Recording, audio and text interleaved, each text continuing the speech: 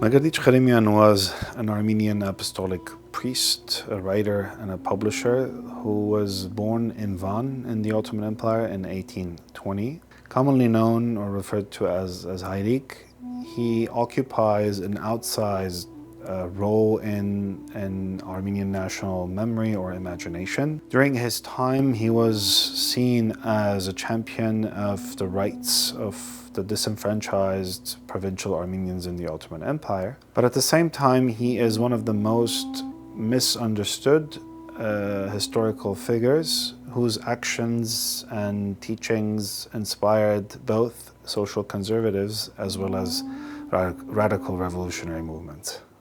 Khrimian was a prolific writer and publisher and produced a large corpus of texts between the 1850s and early 1900s. And one of the themes that really came up frequently in his writings was the necessity of education as a marker of enlightenment and progress for the Armenian peasants. Khrimian became a celibate priest, a Vartabed, in 1857, and he was appointed the head, the Vartabed of the monastery of Varak in Van. And when he was appointed, he really turned the monastery into a real educational center and opened the boarding school Jarankavorats.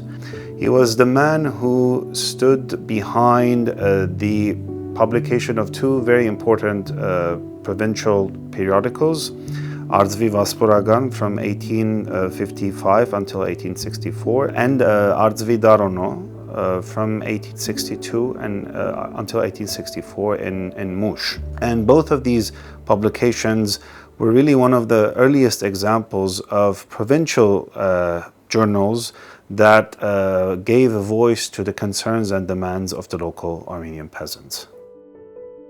Since the 1850s, Khrimian advocated for the understanding of the Armenian social and economic predicament as a territorially bounded condition. For Khrimian, the Armenian identity was not only a cultural, a religious, or a linguistic definition, but was an identity that was rooted in the actual territories of historic Armenia. And for the next several decades, from the 1850s onwards, Khrimian's life was, in a way, a struggle to close the gap between the urban Armenian communities and the provincial ones that he knew very well in the Ottoman provinces.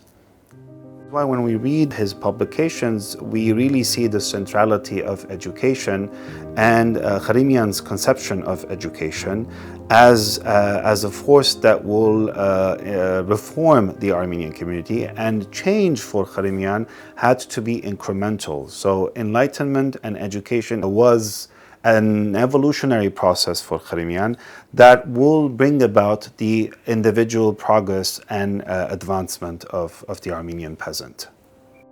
In fact, Khrimian was calling for more educational opportunities for provincial Armenians at a time when there were major institutional, political, socio-economic changes taking place within the empire, known collectively as the Tanzimat reforms or the Tanzimat changes.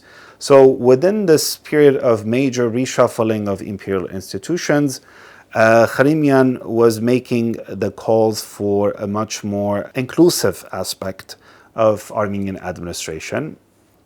And this, in a way, was enshrined in the Armenian National Constitution of 1860, known as the Azkain Sahmanatrutshun. The Sahmanatrutshun, or the Constitution of 1863, provided a strong impetus for many associations and societies that mushroomed in the 1860s and the early 1870s, and took up the mantle of an educator by opening up various educational facilities and putting together various educational endeavors in the provinces of the Ottoman East. And this was a time when Khrimian would eventually become the Patriarch of Constantinople. Although Khrimian's tenure was short, He was the man, or he was the power behind the drafting of the 1871 report, the first in its kind.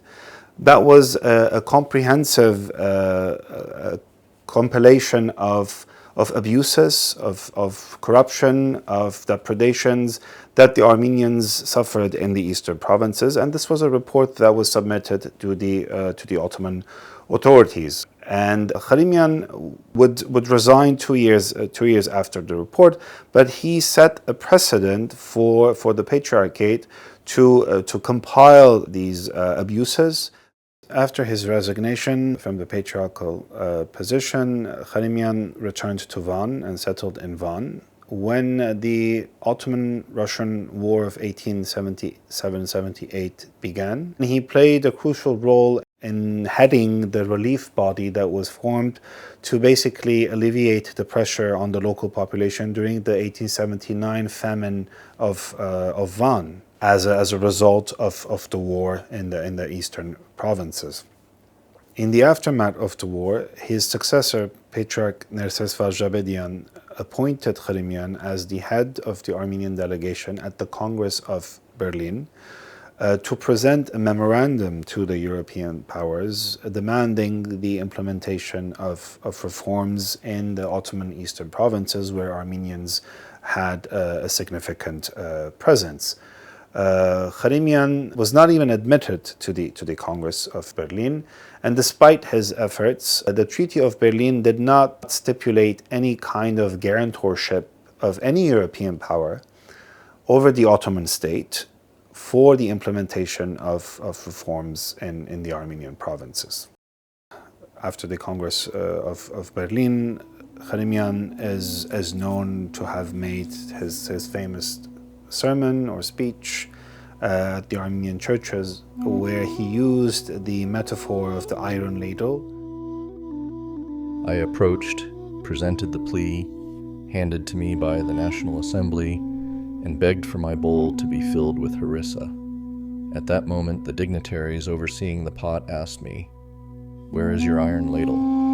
Indeed, harissa is being distributed here, but without an iron ladle, one cannot approach it. Ah, dear Armenian people, could I have dipped my paper ladle into the pot of harissa, only for it to become wet and dissolve there, in a place where weapons speak, where swords shine? What role do pleas and petitions have? Along with the Bulgarian delegates, there were brave individuals whose swords dripped with blood. I too searched for my Zaytun warriors, my Sassoon warriors, but they were not there.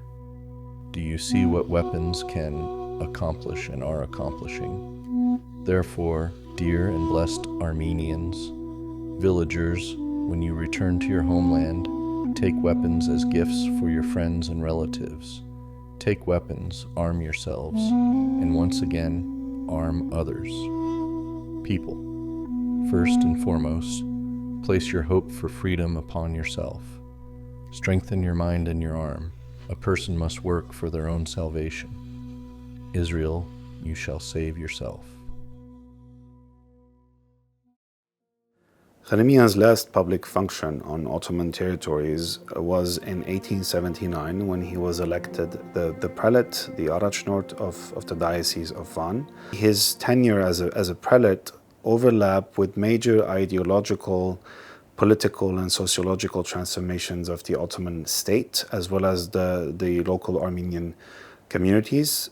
It was a time when the first revolutionary underground Armenian organizations were emerging, and a time when the Ottoman authorities were being more radical towards any Armenian political demands for reform.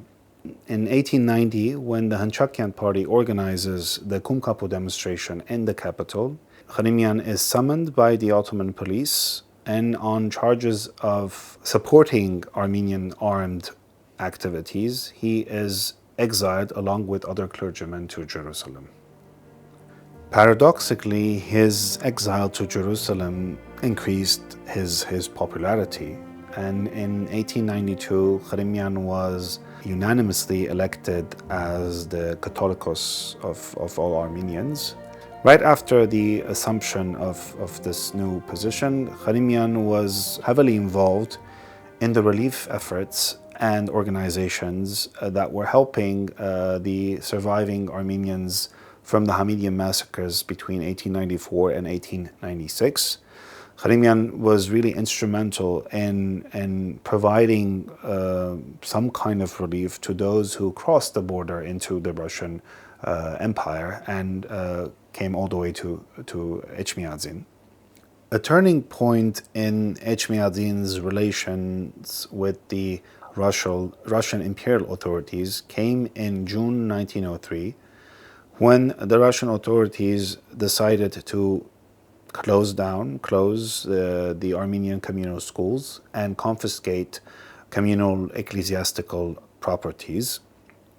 Up until that point, Khrimian had not engaged in a confrontation with the Russian authorities, but now that there was a popular uproar, Khrimian actually found common cause with the revolutionary organizations who led the popular resistance and the popular uproar against the Russian authorities. And Khrimian himself even encouraged clergymen to defy the orders of the Tsarist authorities and continue their educational and ecclesiastical operations.